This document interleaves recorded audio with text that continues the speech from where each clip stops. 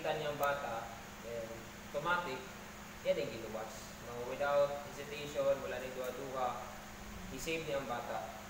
Even siya, nag-struggle po siya kay yung kapaso ng bata, nga di malumos, hantod na iyan napakuan sa kilid, naluwas ang bata. Pero unfortunately, ang lalaki, wala na buhi, namatay siya tungkol sa pag-rescue sa bata. So, diyan na ito makita nga ang bata, na-survive siya, dinidako siya, din nakita sa mga tao ba siya ginikanan nga lahi siya sa una o karon kay nagkaroon nag-eskwela, may na siya motreat sa bantao o mulikay siya sa mga katugot. Kay ingon pa niya nganong nagtabo siya niya ani tungod kay ingon pa niya, I owe my life to the man who gave his life for me. So gibuhat niya ni tungod sa tao nagluwas sa iya. Dili siya mabuhi kung wala tong tao nga nagluwas sa iya nga hapit siya malumos.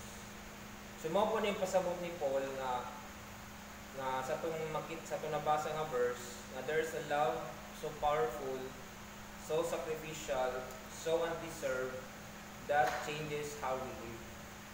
So mao po ni si Jesus nga gikuan sa tuwa nga giluwas po ta niya. No? Time nga nata sa atong old nature nga nagpalami ta sa daan natong kinabuhi, in the right time mo sa Romans 5:8 no giluwas ta niya. So mo ni maghatag sa tuag motivation when love becomes our motivation because Christ's love compels us. So ang gugma sa Ginoo mo'y maghatag sa tuog kadasig, it drives us, it changes us, it shapes us. So mo ni makakuan sa tuwa nga tungod sa gugma sa Ginoo mo'y makakahagit sa tuwa nga magpadayon sa mission ug mga outreach ministries. So kung basahon nimo ang chapter 5, 1 to 21, kung sugod ka sa 1 to 10, diyan yung masabtan ba ang ihatag sa Ginoo sa ato ang pribileyo. No, bisa natong lawas, magkaluya na ta, din natin mga balatian, pero ang atong goal is magpadayon kita aning sa ministry. So muna sa verse 1 to 10, kung basahon po nimo sa 11 to 13, naghisgot po nga ang sincerity nato nga moserve sa Ginoo dili sa tao nga nagtanaw sa tuwa. So kung basahon nimo ang 14 to 21, masabtan na nimo ang driving force ni Paul na nagsulat ani, nagapakita nga ang love, ang gugma ni Kristo ang nagapahagit sa iya. And ang message of reconciliation. So mo ni siya ang nakakuan kang Paul nga the reason why nga grabe siya kamainiton sa bulaton dito sa Ginoo. So tulo ka butang ang observation ang nakita. Una, kaning love of Christ. So mo ni ang makapahagit sa tuagid nga ang gugma sa Ginoo nga manglihok kita. So di man nato ma-judge pa ng uban nga dugay naman ni nabuhat ang story, no? Uban mo kung uban makita familiar kamo naman tanan siguro apil og mission gid no. Outreach, no? Uban na siguro ma-invite pag-apil pero kung ang katog yung tagana to ang lantaw tanan maka-apil. So siguro na ilaing priority. Pero kung once makadrive sa tuwa ang gugma ni Kristo, nag-aangling ka buka to. So mo na makahatag sa tuwa nga, kung word na compel, na-control ka, na-press, na-constrain, mo ay nakapa-control sa imo bang buhaton gid nako para sa inyo. So mo ni ang source of motivation, and diya mag-start ang gugma ni. So what moves us? Because love becomes the motivation. So mo na makapahagit gid sa tuwa. Ikaduhang observation na makita this sa verse 14-15, ikaduha, Christ died. So this shows nga that the reason His love compels us. Namatay gid siya para sa tanan. Kung basahon na ko sa 14, since we believe that Christ died for all, we also believe that we have all died to our old life. So He died for all. So muna sa January 16, kung balik basahon nato na for God so loved the world. So mo na makahatag sa tuwa nga ang Dios ipakamatyan ang tanan, pero whoever believes. Mo na atong trabaho gihatag sa Ginoo sa tuwa nga usang niya gid sa pulo sa Ginoo. So His love, His death, it what moves us. So mo ni ang source of passion nato. So bago ra man tong nato no, annual mission turn into passion. So passion nato sa Ginoo tungod kay namatay siya para sa tuwa. So mo ni makapadasig sa tuwa nga dili lang sa atong kagalingon but for Christ. Ikatulong observation is live for Christ. Mabasa sa 14 that those who live should no longer live for themselves but for Him. Mo ni ang pasabot nga the result, the reason why nga na-motivate ta nga mag-mission. Kaya wala na ta nagkinabuhi sa tuwa kagalingon lang. Kundi ang atong ginawa na isang mga tao nga makaila kaniya regardless sa kwarta, regardless sa imong kabisi, regardless sa resources sa mana na nagihatag sa Ginoo sa imong gamiton para sa Ginoo, mo na resulta nga motivated ka nga magpagamit ka sa Ginoo. So nay makita nato ang usa ka tawo nga ma-share nato, nanay nabag-o, life transformed, nanay life surrendered, and a life lived with purpose. Ang usa ka tawo nga nakaila na sa Ginoo, nanay purpose padulungan niya. Kabalo na siya asa sa padulong mga lagad ko sa Ginoo. Ang mga atong mga pag-serve sa Ginoo, mga atong pagkadto sa outreach, dili man ta by force. Dili man ta by kanang pinaisog. No? Kay ang kabaguhan naaman sa kamot sa Ginoo. No? Ang imo nga ato diri is magpagamit na gyud. Take patience kay di man nato gunit ang tanang sitwasyon.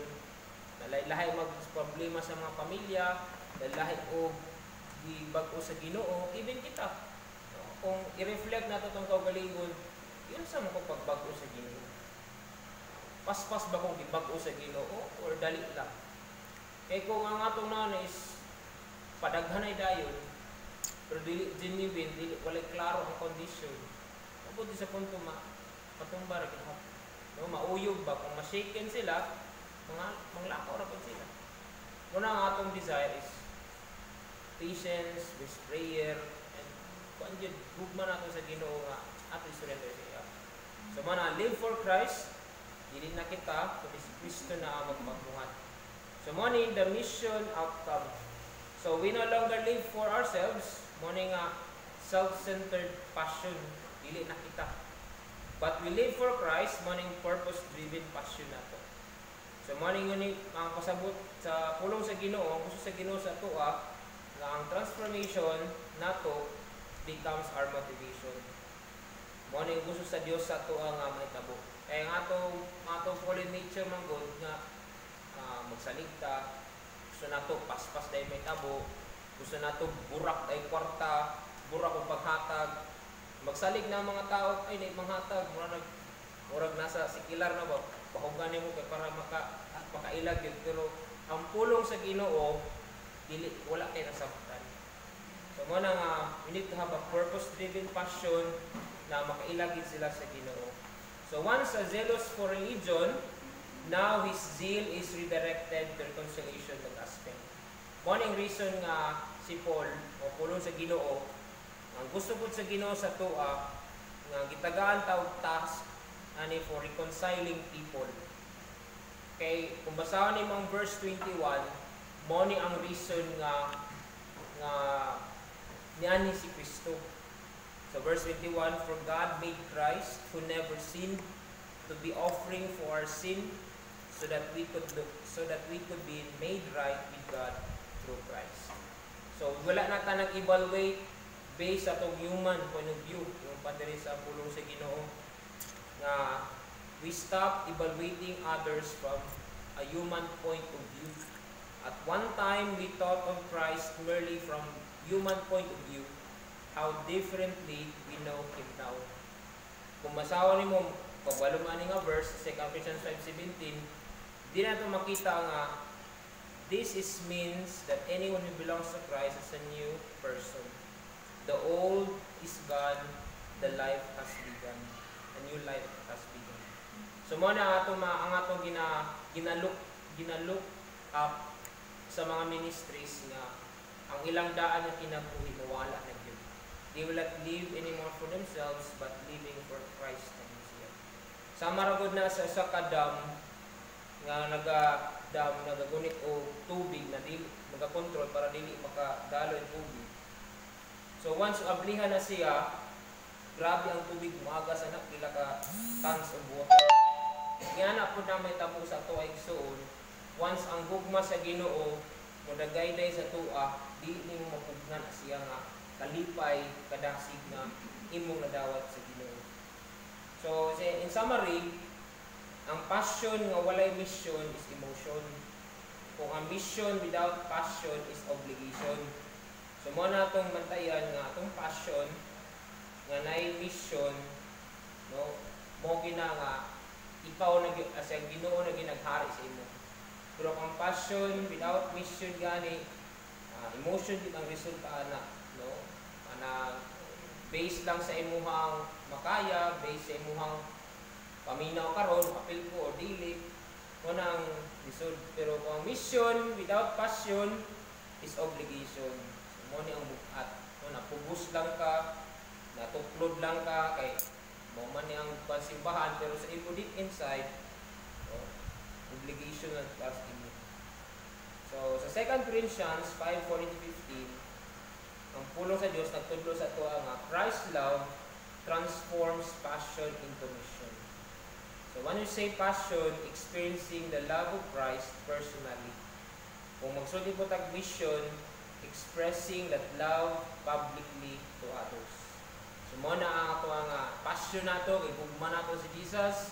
Ang atong mission, ato express to publicly through join tag mga mission. So, when love becomes our motivation, there's a love of Christ. Christ died and lived for Christ. So, let's pray. Heavenly Father, thank you, Lord. Para yung Ginoo, nagbago ka na mo. It's the reason why, Lord, na malipayon kami, mag-involve sa mission, maghatag na pong panahon, magasto, Lord, kain mo kaning bulaton. Ikaw rin mag-supply ng tanan, Lord. And salamat, Lord God, sa matagusa, ng mga anak-anin mo, Lord, na passionate ay Ginoo, tungod, Lord, sa imong gugma, naga-dasig kanamong tanan, Lord. Lord, we give you praise. In the mighty name of Jesus. Amen.